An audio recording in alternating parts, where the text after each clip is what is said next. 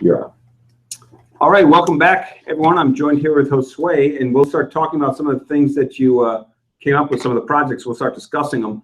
But before that, there were 3 questions that came in beforehand that let me address quickly. The first one was when I talked about density, about local distribution.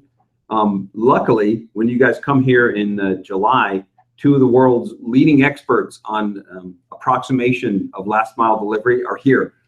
So Daniel Merchant, who is finishing his dissertation on this topic, will be able to talk to you about that, as well as Matthias Winkenbach, who runs the Mega Cities Lab. But essentially what it's saying is, if I have a city or whatever, a region, and I know the area, let's say it's 10 kilometers by 10 kilometers, and I know the number of locations that I have to deliver within there, I can make a pretty good approximation of what the minimum distance would be if I wanted to hit them all. And so it's a continuous approximation method. It's well used, and so we'll talk more about that when you're here in July. But that's what they use for that Starbucks project that I talked about, because it's a way of making an estimate without having all the exact information, because you'll never have that exact information.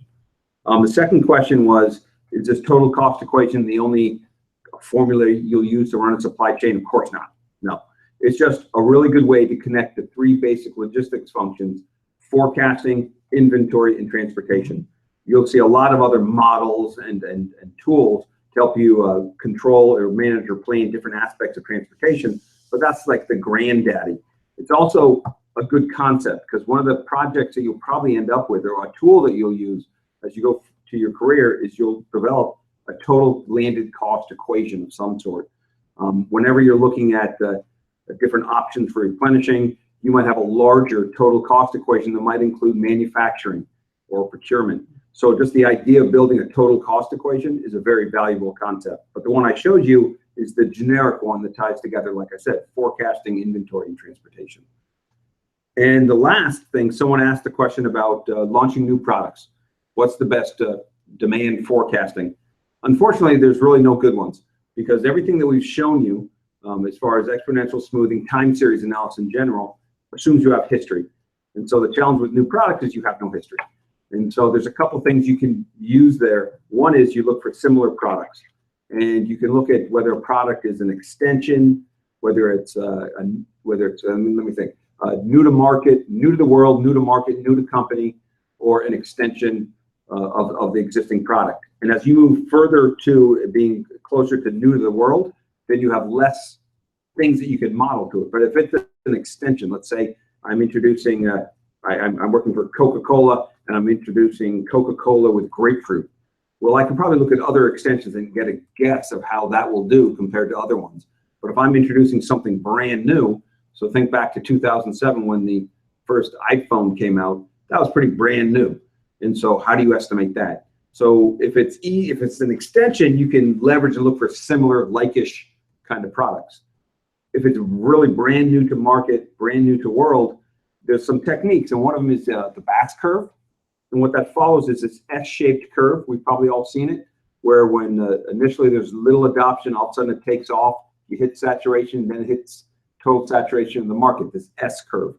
And you can look into this more. We covered a little bit in some of the courses here, but I don't think too much in July. BASS, B-A-S-S. And it's a way of guessing or estimating the adoption rate for new adopters and then imitators. And so it's a good way of looking at new product introductions. So those are 2 ways that you can look at new product introductions. The third way is consensus or Delphi approach, where you have a bunch of experts there and they make independent guesses or estimates, and you then feedback how well they did and keep that as a process. It's known as the Delphi approach.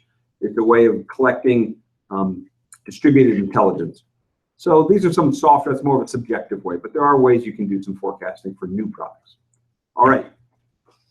What can we come up with those ways? Yeah, so we have very interesting questions and challenges here. So let me read one of them. Yes, so one is coming from our friend Luigi Laporte. So hopefully I'm saying the last name correctly. He's from Argentina. I'm only allowed to mispronounce Latin American names. But this is Laporte, so I guess this is like French or Italian, I'm not sure. But anyway, so he works in a consultant industry, and he's actually from IT, working on supply chain management. Got it. He's working on a research project for the MBA thesis that is trying to answer the following question. did resilient public companies who have had better inventory management perform better in face of the crisis of 2015, 2016? Yeah, so the real question is, the core question is, does better inventory management processes, and better is kind of a loose term, make a company more resilient during financial crises? And then you would use as an example the Brazilian case, because you could look at the US companies too for the 2008 or 1999 to 2000 recession, all these different recessions.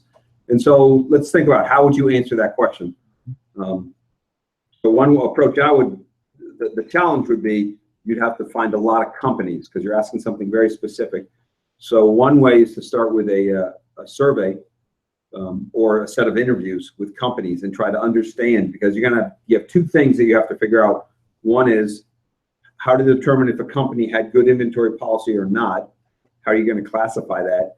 And the second is how well they did, because it could be that you have really good inventory policies, but your market collapsed, and no amount of inventory policy will help you there. So it's a really interesting question. I don't know. That's a hard one. That'll be a hard one to carve up into a thesis. I think you could make it more of an opinion piece, but to actually come up with evidence, what do you think, Josue? How would you approach it's kind it? of complicated. It's too broad, the way that now it's established the research question. So I will follow the advice of Chris, trying to come up with some clarity. You can also start with some interviews, as you suggest, and try to get some insight in particular sector, because if I understand correct, what you're saying in general, right, like all the companies' inventory management, but there are different sectors that are more affected or less affected because of the crisis. Maybe the best thing to do is pick a sector. Just pick one sector, a handful of companies, and just see what's publicly available and what's not. Publicly, you can probably see if they're publicly traded. I'm not sure about Brazil. You can see how well they did. So maybe identify a handful of companies and see if there's an industry where a certain number of companies did well and a certain companies didn't. Correct. Because there could be some, I'm trying to think like retail, maybe that might be mixed, but I'm guessing like a lot of commodities just tanked. I don't know. So try to identify an industry or a sector where you have mixed results, and then start saying, okay, why are the mixed results? I wouldn't lead in with the idea that, oh, it's inventory management. Say, is there something, as you dive deeper and deeper, you might want to look into the book called From Good to Great. I forget the author's name. Do you know this book? Good to Great. No. From Good to Great. And what they did, look at it for the approach they took. Because what they wanted to find companies in sectors that had sustained economic growth, done well for a long period of time. And they tried to understand what are the commonalities of each of those, because these are companies that had sustained excellence. And so the approach they took was to look at it empirically from the outside and try to understand, okay, what are the characteristics of those companies that did well compared to those companies that did poorly? So I would take that approach instead of coming in with, I think I know the answer, and because then what happens is you try to fit the answer to fit the problem. And so instead, go in, what makes a company better to sustain an economic downturn, and then try to see what pops out by examining what relates with supply chain, and then with later. See if you can find you might not find any supply chain connection. For example, in this book, Good to Great, one of the big characteristics was the leader, and they found that a more down-to-earth leader rather than someone who gets up and grandstands tended to be one of those characteristics. But anyway, that's one approach. All right. What else? Yeah, let's go to another question. So we have another one from Roberto Russo from Colombia, but he's living in Dominican Republic. That name you pronounce. Roll with the R. So. Yeah, Russo still is, I think, Italian, if I'm not mistaken. But anyway, so he's actually an expert, a person that has been working for more than 10 years in supply chain management for the textile industry. And they have interesting challenges. Different companies, manufacturing plants in 7 different countries in Latin America. And one of the main challenges is how to build a flexible or agile supply chain. So he argues here that one of the challenges comes from the capacity. So sometimes they really are overbooking capacity in some of the plants, and they would like to use let's say, not use capacity from another facility, but they cannot use it sometimes because the transport costs or the taxes are very high. So he's having this challenge, and this is what he would like to discuss. You said you didn't form a question. Yeah, no. Right? That's the thing. So when you do these research projects, we'll pound this into you, I hope, that you need a question and not just an observation. So the question is, perhaps, I don't know, how can I use my capacity to across my network to be more agile? Similar to, are they going to play the Scream game? Yeah. When they're here? Yeah, for sure. So that's a similar question in how can I use my network to be more resilient for a disruption? So one of the challenges, and I don't know the situation because the taxes in Latin America. Well, particularly in Brazil, I guess the taxes there are terrible. I mean, state to state. Yeah, and actually they force some companies to do like really ridiculous routes to deliver because they try to avoid like those states or cities that are gonna cause some taxation. Yeah, so that's a challenge, and so you presented all the hurdles. So the real question is, to be agile, we have to think, what does that mean? That I assume what you want that to mean is that I can fulfill this demand from a wide variety of different facilities. And so one thing that you can look at is something called chaining. And this is something that Professor Steve Graves did with a lot of auto manufacturing companies. And so I don't know your industry at all. But for auto manufacturing, what they typically would do, you have a decision when you do manufacturing policy. Do I make a plant that's specialty and they make all the certain components there, or does every plant make it, or do a certain number of plants? So how much do you have specialized plants or generalized plants? And so you can think of the trade-off there. If it's all specialized, you probably lower your costs, you're more efficient, you probably make better product, but you have higher transportation costs. At the other extreme, if every plant makes every product, right, your transportation costs are going to go way down, but chances are your efficiency might not work as well because you can't have the economies of that big production run. You're going to be doing smaller runs because you're serving a more local demand. And honestly, companies take very different policies how you do this. And what Steve showed is that if you have what you really need to get the flexibility, you can look at the extreme flexibilities that everyone makes everything, because then you can always source it, but that's very expensive. And so he introduced something called chaining. And chaining means I'm plant A and I make products A, B, and C. The next plant, well, at least one other plant needs to make the secondary product. And for theirs, another plant needs to make their secondary product. So you need to have at least two plants essentially that can provide these products. And it's called chaining. And I can point you to a video if you want, or a paper.